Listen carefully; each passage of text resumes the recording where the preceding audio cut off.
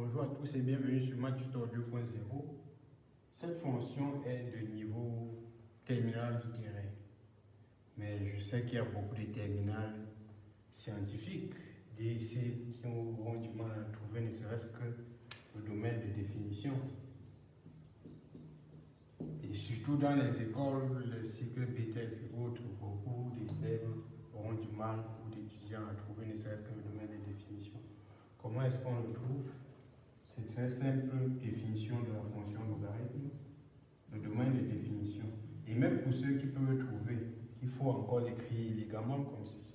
Le domaine de définition de la fonction f tel que défini égale à logarithme de 1 moins x carré, c'est l'ensemble des nombres réels qui sont tels que le logarithme d'une quantité définie lorsque cette quantité-là est positive, qui sont tels que 1 moins x carré soit strictement positif. On dit que j'ai défini le domaine de définition par compréhension.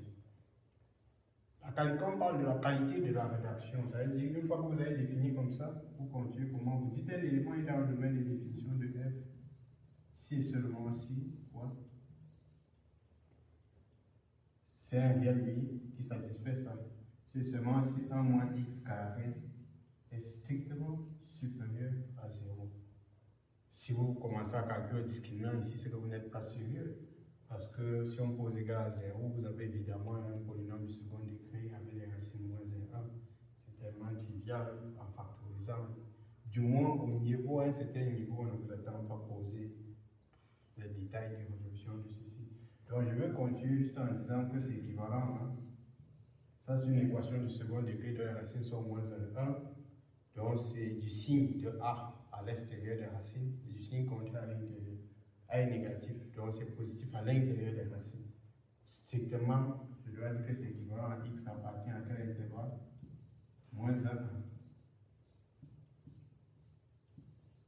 Voilà où c'est positif, aussi simplement.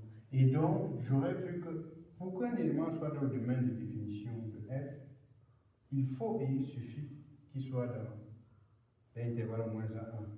Un élément dans le domaine de définition de f, si et seulement s'il est dans cet intervalle. Donc, le domaine de définition de f, c'est en fait cet intervalle. C'est l'égalité entre deux ensembles.